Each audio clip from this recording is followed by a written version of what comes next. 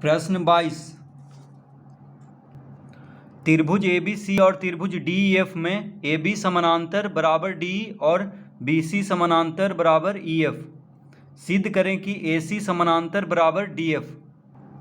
तो पहले हम इस चित्र को बना लेते हैं यहाँ पे।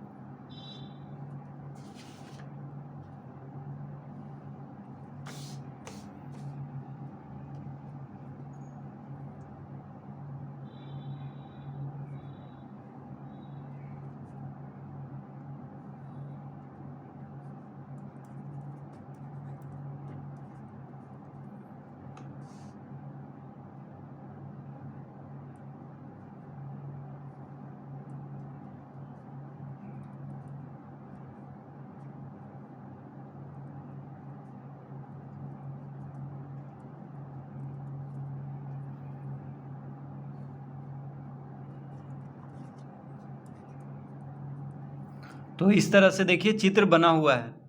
तो कह रहा है त्रिभुज ABC, देखिए त्रिभुज ABC और त्रिभुज DEF में, तो त्रिभुज ABC यहाँ पे है और त्रिभुज DEF यहाँ पे है।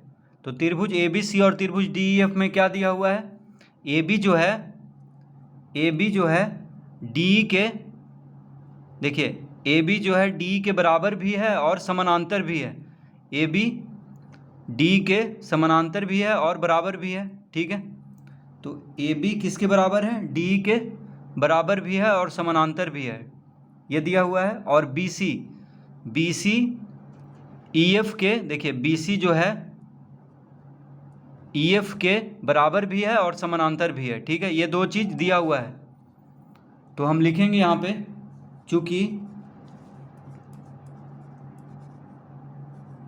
चूँकि AB बराबर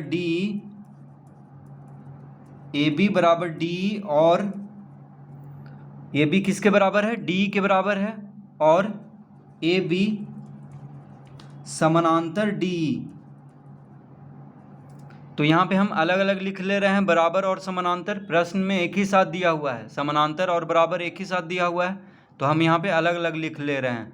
तो AB बराबर है DE के और AB समानांतर है DE के, ठीक है। ये दिया हुआ है, तो यहाँ पे लिखेंगे दिया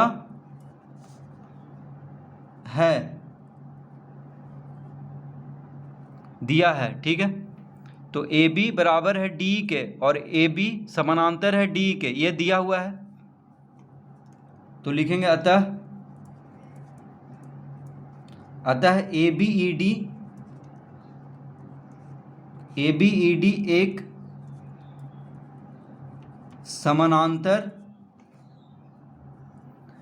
ABED एक समानांतर चतुर्भुज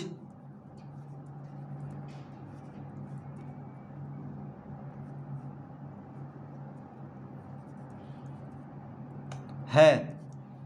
तो जब AB DE के बराबर है और AB DE के समानांतर है, तो इसका मतलब हुआ कि ABED क्या है, एक समानांतर चतुर्भुज है। देखिए AB DE के बराबर है और AB DE के समानांतर है, तो इसका मतलब क्या हुआ, ABED क्या है, एक समानांतर चतुर्भुज है। देखिए ये वाला ABED क्या है, एक समानांतर चतुर्भुज है, ठीक है। क्योंकि समानांतर चतुर्भुज में क्या होता है, सम्मुख भुजा बराबर होता है और समानांतर होता है।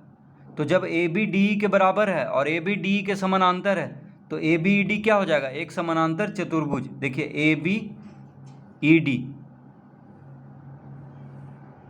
तो AB DE के बराबर है और AB DE के समानांतर है, तो इसका मतलब हुआ कि ABED हो गया एक समानांतर चतुर्भुज।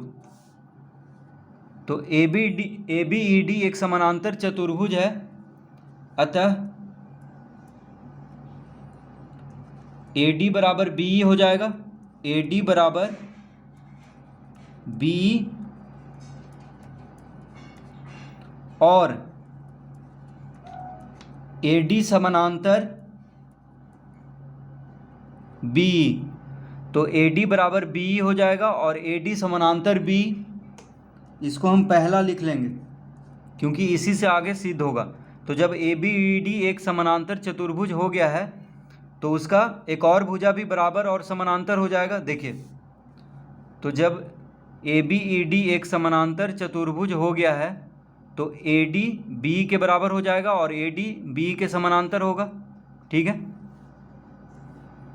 ए डी बी के बराबर है और ए डी बी के समानांतर हो जाएगा क्योंकि ए बी ई डी क्या है, एक समानांतर चतुर्भुज। तो ए डी बी के बराबर और ए डी बी के समानांतर हो जाएगा। ठीक है, तो इसको हम पहला लिख लेंगे।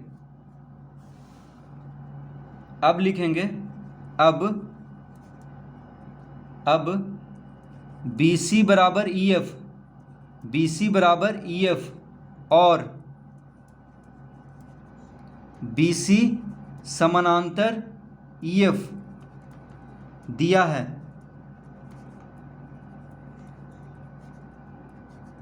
देखिए, बी सी बराबर ई एफ और बी सी समानांतर ई एफ ये दिया हुआ है प्रश्न में कि बी सी ई एफ के समानांतर भी है और बराबर भी है। तो हम इस तरह लिख लेंगे, बी सी बराबर है ई एफ के और बी सी समानांतर है ई एफ के। तो बी सी कहाँ पे है, देखिए बी सी ई एफ के, ये बी सी है, ई एफ के बराबर भी है और बी सी ई एफ के समानांतर भी है। ठीक है, तो बी सी ई एफ के क्या है, बराबर भी है और बी सी ई एफ के समानांतर भी है। तो इसका मतलब हुआ कि बी सी एफ ई, देखिए बी सी एफ ई ये क्या हो गया, एक समानांतर चतुर्भुज, क्योंकि सम्मुख भुजा बराबर भी है और समानांतर भी है, दिया हुआ है। तो बी सी ई एफ के बराबर है और बी सी ई एफ के समानांतर है। तो इसका मतलब हुआ कि बी सी एफ ई, देखिए ये वाला छोटा वाला जो है चतुर्भुज, देखिए बी सी एफ ई ये वाला क्या है, एक समानांतर चतुर्भुज हो जाएगा क्योंकि सामने वाला भुजा समानांतर भी है और बराबर भी है। तो हम लिख लेंगे, जब बी सी बराबर यानी बी सी बराबर ई एफ और बी सी समानांतर ई एफ, अतः बी सी एफ ई एक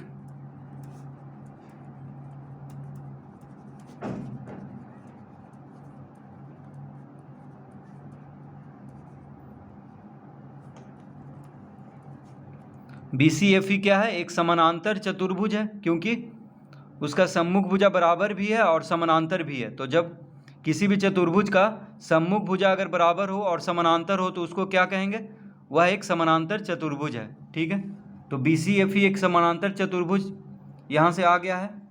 तो लिखेंगे अतः, तो जब बी सी एफ ई एक समानांतर चतुर्भुज है तो हो जाएगा बी बराबर सी एफ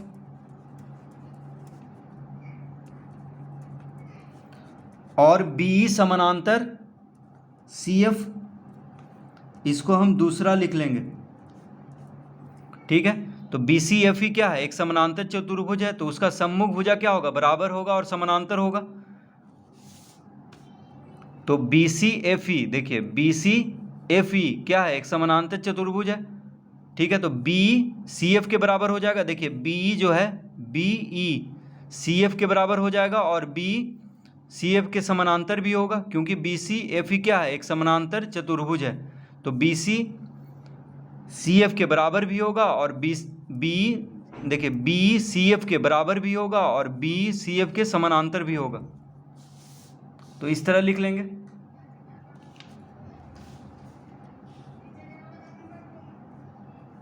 तो लिखेंगे अब अतः पहला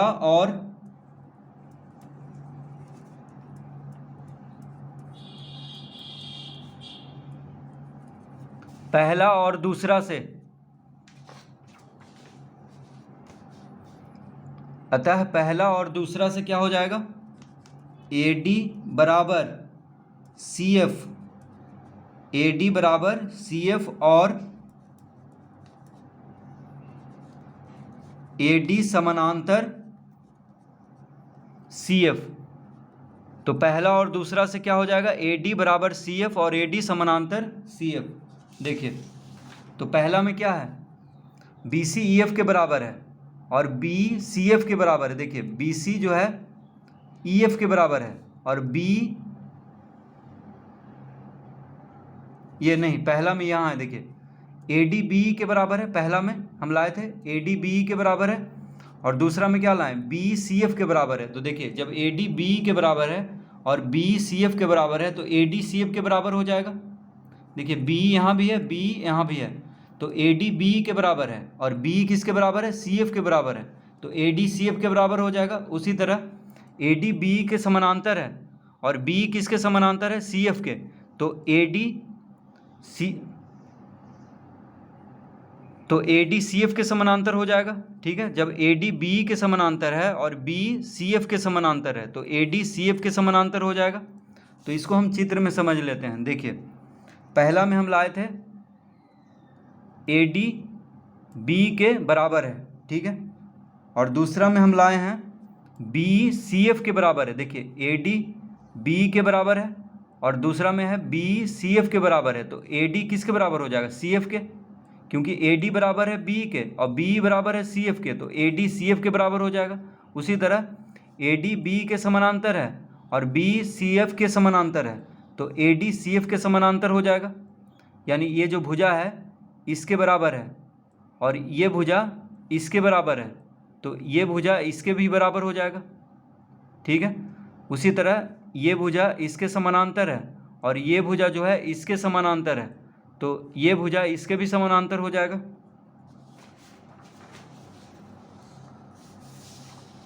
तो हम पहला और दूसरा से क्या लिख लेंगे, ए डी बराबर सी एफ और ए डी समानांतर सी एफ। तो यही सिद्ध करना था। देखिए ए सी सी एफ के ए सी,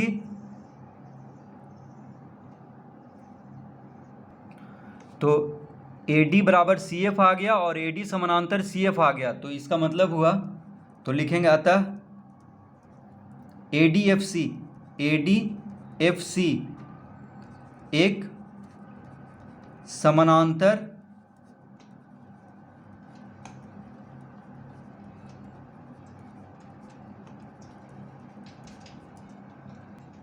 तो ए डी सी एफ के बराबर है और ए डी समानांतर है सी एफ के, तो ए डी एफ सी क्या हो जाएगा, एक समानांतर चतुर्भुज।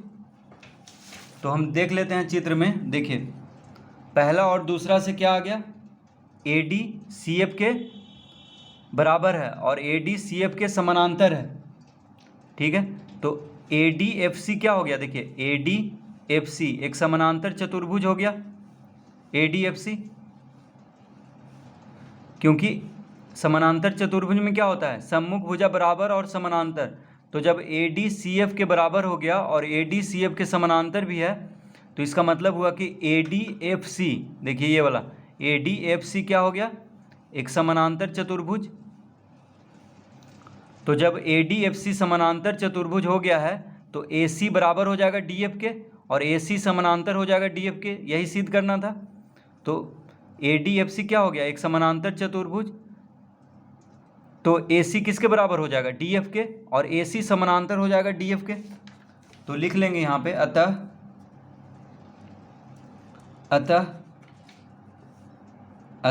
ए सी बराबर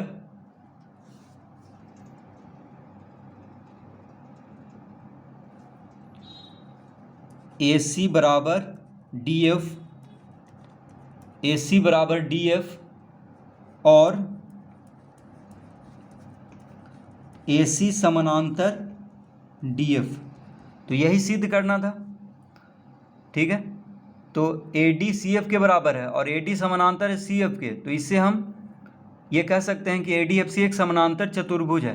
तो ए डी एफ सी एक समानांतर चतुर्भुज है तो उसका सम्मुख भुजा बराबर होगा और समानांतर भी होगा, तो ए सी बराबर हो जाएगा डी एफ के और ए सी समानांतर हो जाएगा डी एफ के। तो यही सिद्ध करना था कि ए सी डी एफ के बराबर भी है और समानांतर भी है।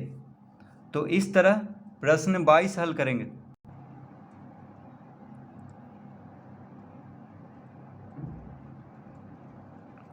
तो इसमें 3 समानांतर चतुर्भुज है, ठीक है। तो इसमें 3 समानांतर चतुर्भुज है, तो तीनों को देखिए हम यहाँ पे तीनों को यहाँ पे लिखे हैं, उसके बाद ही सिद्ध हुआ है। तो पहला समानांतर चतुर्भुज है ABED, दूसरा है BCEF, BCFE, देखिए BCFE, और तीसरा समानांतर चतुर्भुज है ADFC,